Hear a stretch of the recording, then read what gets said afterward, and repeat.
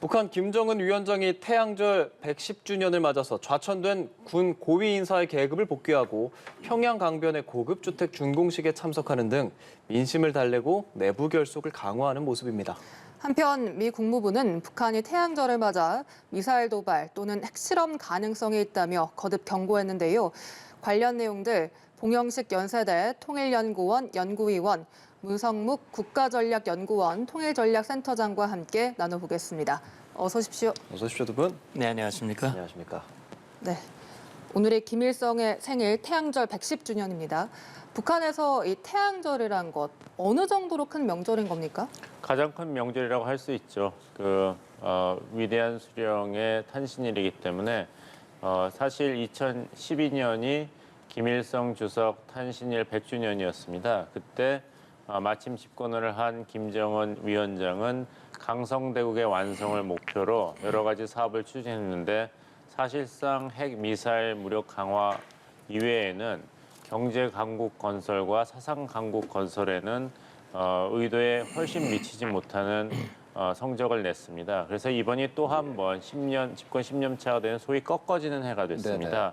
그래서 2022년에는 진정으로 강성대국으로 북한을 진입시키는 그런 과업을 보여줘야 되는 그런 기로에 김정은 정권이 서 있다 말씀드리겠습니다. 네, 이번에 말씀하신 대로 꺾어지는 해여서 과연 얼마나 성대하게 행사가 진행될지 그 여부가 주목이 되고 있는데요. 그런데 아직까지는 열병식이나 군중 퍼레이드를 벌일 것이라는 북한 매체의 보도는 나오지 않고 있고 네. 따라서 열병식이 심야에 진행됐던 적이 있었기 때문에 이미 심야에 진행이 됐고 나중에 송출될 가능성도 있습니까? 예, 말씀하신 대로 지금 이제 김일성 110회 생일이기 때문에 사실 북한으로서는 가장 큰 행사예요. 지난 1월 19일 날 정치국 회의에서 금년이 이제 김일성만 110주년이 아니라 또 그 아들 김정일 전 국방위원장은 80회 생일이었어요.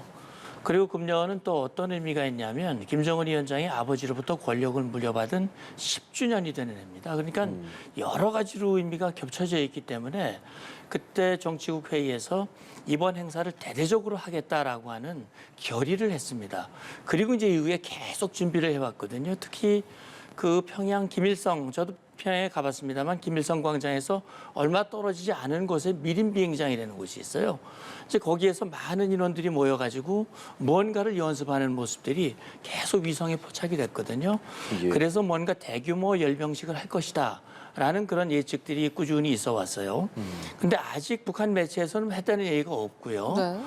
그래서 말씀하신 대로 2020년 북한이 심야 열병식을 했단 말이에요. 네. 예. 그래서 이제 어제부터인가요? 북한이 불꽃 축제를 하고 있습니다, 지금 네. 야간에. 그리고 오늘도 야간에 대규모 행사가 예고가 돼 네. 있거든요. 그래서 열병식을 오늘 밤에 할지 아니면 열병식을 생략하고 그냥 대규모 경축 행사만 할지 이 부분은 지금으로서는 장담할 수는 없는데 정부 측에서는 아마 열병식 왜냐하면 지금 그 장비의 움직임은 포착되지 않고 있다라는 얘기가 있어서 그래서 안 할 가능성도 있다라는 그런 조심스러운 예측도 있습니다. 예. 열병식에서 지금까지 이제 신형 무기를 선보이긴 했었잖아요. 그래서 어떤 무기가 나올 것이냐 관심도 많은데 만약에 소개가 된다면 어떤 무기가 지금 극초음속 미사일, ICBM 등 도발을 이어가고 있는 북한이기 때문에 좀 예상이 되는 무기가 있으십니까? 2021년 1월 제8차 당대회에서 국가의 방위력 강화를 국가 정책의 주요 목표로 설정을 했죠. 네. 그 차원에서 극초음속 미사일이라든지 군사 정찰 위성, SLBM 이 다종의 무기를 개발하겠다는 이제 북한 김정은 정권의 의지는 이미 표현이 됐습니다. 그래서 우리가 수차례 벌써 2022년 들어와서 북한의 미사일 도발을 목격을 했지 않습니까? 예. 그렇지만 이번 열병식에서는 문성국 장군님께서 말씀하셨다시피 어떤 식의 이런 무기 체계의 이동이 있느냐에 따라서 새로운 무기가 소개가 될 것인지 아니면은 태양절을 성대하게 축하하는 행사에 그칠 것인지는 좀 두고 봐야 될 것 같습니다. 예. 하지만 그 어떤 형태의 행동을 취하더라도 지금 북한 경제 상황이 굉장히 악화 일로에 몇 년째 있기 때문에 사실 김정은 정권으로서는 이런 민심 달래기에 좀 더 주력을 해야 될 정치적인 그런 압박에 시달리고 있는 것이죠. 유엔 자료에 따르면은 북한 주민은 43%가 지금 절대적인 영양실조 상태에 있고 전력 사정도 굉장히 최악의 상태에 있기 때문에 전력뿐만 아니라 이제 화학비료 생산도 거의 중단 상태에 있기 때문에 농업 생산량도 계속 부족한 상태에 있거든요. 그러니까 이제 겉으로는 이렇게 성대한 태양절 행사를 치른다 하더라도 결국에 근본적인 정권에 도전하는 이런 위험 요소의 제거는 아직도 많은 노력이 필요한 상태에 있는 것이죠. 예. 그리고 김정은 위원장이 이번 열병식에서 연설을 할까도 주목이 되거든요. 네. 지난번 그 심야 열병식을 처음으로 진행했던 2020년에 눈물을 글썽이는 모습도 보였단 맞습니다. 말이죠. 이번에 연설을 하게 될까요? 아마 이 방송을 보고 계시는 우리 시청자 여러분들 중에도 10년 전 김정은의 모습을 기억하시는 분이 계실지 모르겠어요. 그때는 김일성 100회 생일이었죠. 100회 생일인데 그때는 김정은 위원장이 본인이 이제 권력을 공식적으로 물려받은 원년이에요. 근데 그때 김정은 위원장이 나와서 첫 육성 연설을 했습니다. 예. 저 그때 생생히 기억이 나는데 그때는 아주 호리호리했고요. 생각보다 얼굴이 예, 예. 앳된 모습이었고 30이 안 된 나이였으니까요. 그리고 그때 당시에 김정은 위원장이 나와가지고 육성으로 연설할 때 저는 할아버지 김일성이 살아 돌아왔나 하는 그런 느낌이 들어올 정도. 비슷해서요? 본인은 물론 좀 긴장하면서 연설했습니다만 그때 연설했던 내용 중에 한 가지 기억이 나는 것은 다시는 북한 주민들이 허리띠를 졸라매는 일이 없도록 만들겠다라고 굳게 약속을 했는데 우리 봉 박사님 말씀하신 대로 지금 10년이 지난 지금 북한 주민들의 삶이 나아진 게 없거든요. 자, 이제 질문하신 그 연설 가능성은 그동안 북한이 열병식을 할 때 김정은이 연설한 적도 있고 안 한 적도 있어요. 네. 그래서 이제 오늘 할지 안 할지 여부는 지금 단정할 수는 없으나 필요는 분명히 있습니다. 왜 그러냐면 지금 어쨌든 금년이 굉장히 중요한 정치적인 의미를 가진 해라는 말씀을 미리 드렸고 예. 지금 김정은 위원장으로서는 굉장히 중요한 과제가 있는데 그건 뭐냐면 어려우니까 주민들을 하나로 다 잡아야 하는 내부 결속의 필요가 있어요. 그 2020년에 눈물을 흘렸다고 하는 것은 본인이 애를 썼지만 결국 내 약속을 못 지켰다. 정말 미안하다라는 걸 보여주는 거거든요. 아마 오늘 연설을 한다면 예. 김정은 위원장 입장으로서는 최근에 이제 본인이 1월 초부터 계속 무력화시켰잖아요. 그리고 화성 17형을 발사했다고 이 화면까지 동영상까지 그렇죠. 찍어가지고 그걸 쫙 보여줬거든요. 그게 어떤 본인의 업적을 과시하는 거란 말이죠. 그리고 어쨌든 이 연설을 통해서 본인이 최선을 다해서 이렇게 북한을 위대한 국가로 세웠다라고 하는 업적을 과시하면서 이 모든 것은 우리 인민들의 노력이다. 우리 군인들의 피땀 흘린 노력이다. 고맙다. 감사하다. 지금 어렵지만 참고 정말 힘있게 나가자. 자력경생하자. 뭐 이런 얘기를 할 것이고 대외적으로 메시지를 혹시 발신한다면 우리는 이미 핵을 가졌다. 그러나 우리는 전쟁을 하진 않는다. 그러나 우리가 핵을 가지고 있다고 하는 사실을 분명히 알아야 된다라는 것을 다시 한번 과시하는 그런 기회로 삼을 가능성은 있습니다. 네. 두 분께서 공통적으로 말씀해 주시고 있는 부분이 북한 주민들의 생활은 매우 어렵다. 그리고 교수께서는 북한 주민 43% 정도가 영양실조란 보고가 있다. 이런 언급까지 해주셨는데 김정은 위원장의 행보를 보면 그런 것에 의문이 듭니다. 어제 고급주택 단지를 방문하는 행보를 보였거든요. 이건 어떤 행보로 해석을 해야 됩니까? 이제 북한 인민 전체 민심을 다스리기에는 어떻게 줄 것이 없지 않습니까? 그러니까 결국에는 핵 무력, 미사일 시험을 통해서 우리가 군사 강국이고 조금만 기다리면은 우리 군사 강국에 대해서 서방 세계가 복종을 할 것이다. 그러면 경제적인 혜택이 올 것이니까 조금만 더 참아달라, 당을 믿고 참아달라 이런 메시지를 계속 반복할 수가 있죠. 하지만 동시에 직접적으로 또 시급하게 민심을 달래야 될 정치적인 그런 이유도 있습니다. 그래서 당에 충성하는 인사들에게는 당에 충분히 보상을 한다는 메시지를 확인할 필요가 있는 것이죠. 그렇다면 무엇을 주는가? 예전에는 이제 김정일 국방위원장 같은 경우는 선군 정치를 표방하면서 군인들의 그 군심을 달래기에 이제 치중을 해서 많은 장성들을 그 진급을 시킨다든지 물질적인 혜택을 많이 주었죠.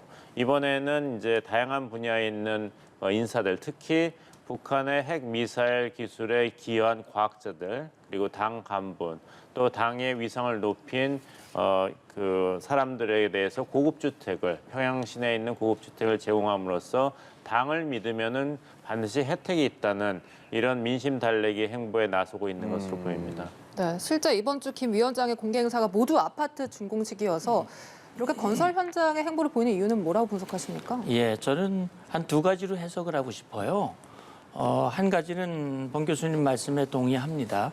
그러니까 지금 김정은 위원장이 북한 주민들이 굉장히 어려운데 본인의 업적을 과시할 수 있는 방법은 보여주는 거거든요.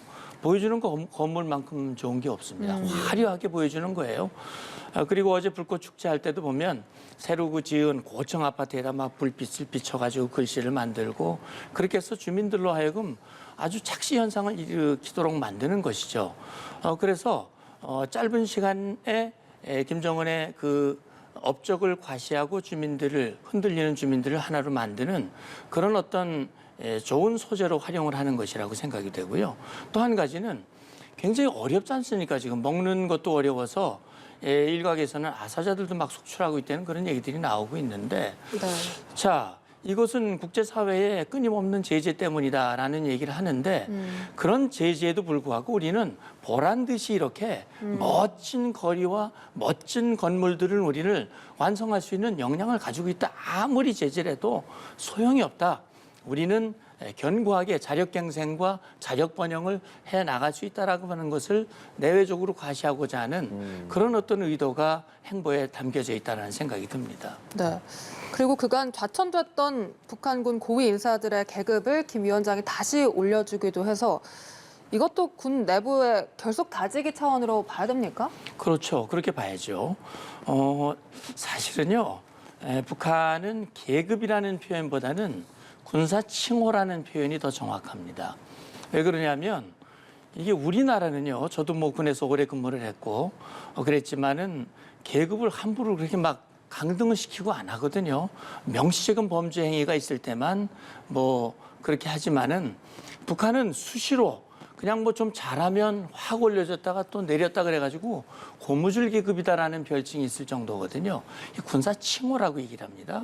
그래서 이번에 군사 칭호를 뭐 수십 명을 이제 이 별을 달아줬고 특히 이제 대표적인 것은 리영길이라고 네. 지금 북한이 국방상을 하고 있습니다. 이번에 차수로 승진을 시켰습니다. 그리고 김정권이라고 하는 인물이 있는데 이 사람 국방상을 했던 사람이에요. 근데 이제 좌천을 해가지고 이 차수에서 대장, 그다음에 상장까지 쭉 밀려냈다가 이번에 이제 대장으로 또 승진을 시켜줬어요.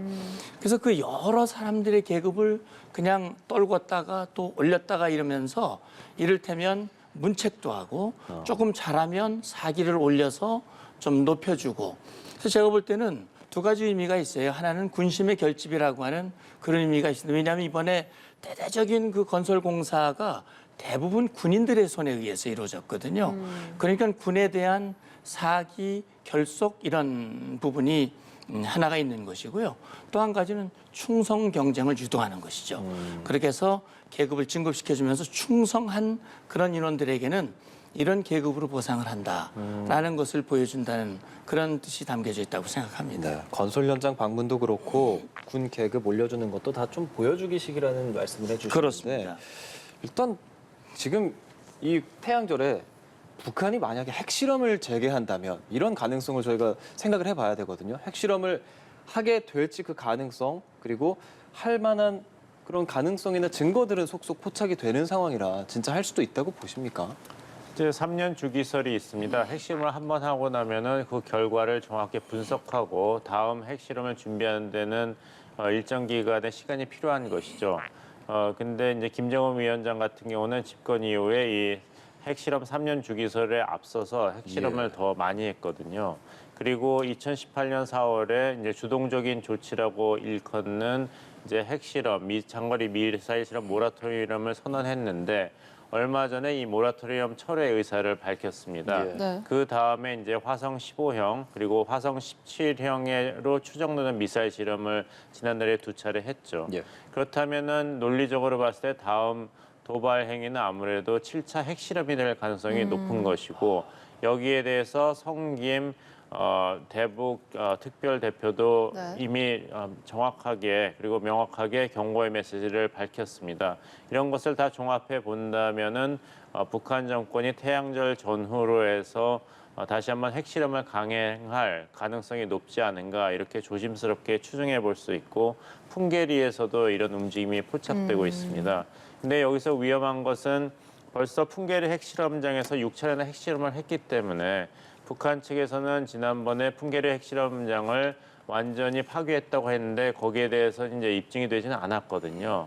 이제 핵실험장 안을 보면 이제 지하 경도가 이제 달팽이관처럼 돼 있습니다. 그리고 달팽이관이 이런 가시가 돋쳐 있는 나뭇가지 같이 돼 있기 때문에 그 중에 하나에서 터트리면은 그래도 그 핵실험 그 충격을 완화하는 장치가 있는데 이번 7차 핵실험이 지난번 6차 핵실험보다 더 강한 핵실험이 된다고 가정한다면 과연 풍계리 핵실험장이 그동안 쓰지 않았는데 이런 충격을 제대로 버틸 수가 있을 것인가? 그렇다면은 주변 자연 환경에 다대한 피해를 입힐 가능성, 그 위험성에서도 저희가 주목을 해야 되고 특히 백두산, 용암 같은 그 상태도 어떤 영향을 미칠지 여기에 대해 저희가 좀 주의 깊게 살펴보아야 될 그런 상황이라고 말씀드리겠습니다. 네, 알겠습니다. 지금까지 봉영식 연세대 통일연구원 연구위원, 문성무 국가전략연구원 통일전략센터장 교수였습니다. 고맙습니다. 고맙습니다, 두 분.